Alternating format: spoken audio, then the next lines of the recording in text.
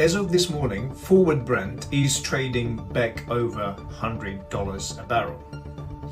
Renewed US and Iranian clashes in the Strait of Hormuz pushing prices higher, with oil market reassessing geopolitical risk premium again. But what I would like to talk about is something matters even more than today's price. It is a structural shift that is already locked in and unfolding regardless of how the next few weeks or next few months play out.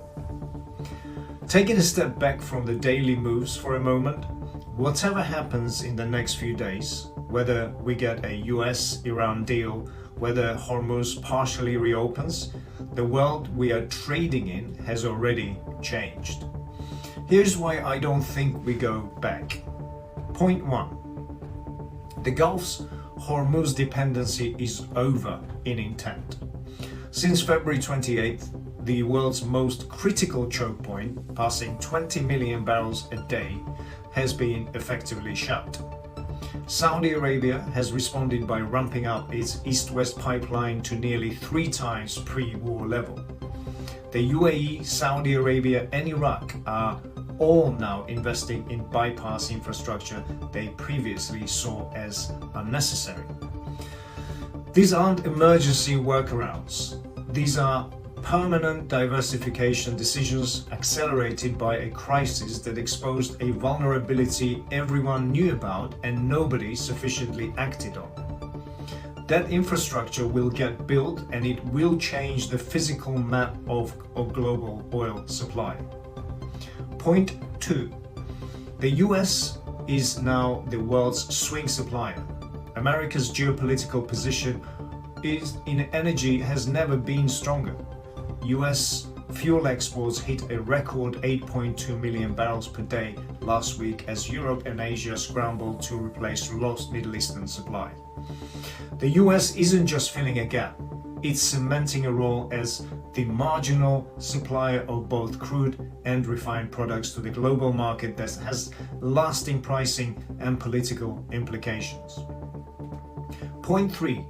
OPEC's cohesion has taken a structural hit. Iran attacked the energy infrastructure of its fellow OPEC members, refiners, pipelines, the terminals. The trust that underpins cartels' coordination is extraordinarily hard to rebuild once it's been broken. OPEC Plus has already been under strain. This raises a genuine existential question about its long-term cohesion. Watch how members position themselves in the coming months when I think the fractures will widen. Point 4. Energy infrastructure is now frontline strategic real estate. Perhaps the most enduring lesson in all of this is that a 50-kilometer stretch of water effectively holds 110 trillion global economy hostage. That lesson will reshape how governments and private capital think about energy infrastructure investment for a generation to come. Redundancy, resilience, and bypass capacity will command a premium that they simply didn't before this year. In summary, a deal between the US and Iran may be close. Prices may retrace from here, but the architecture of the global energy supply has already shifted. The question for the producers, traders, and policymakers isn't when Hormuz reopens. It's what kind of world we are operating in when it does.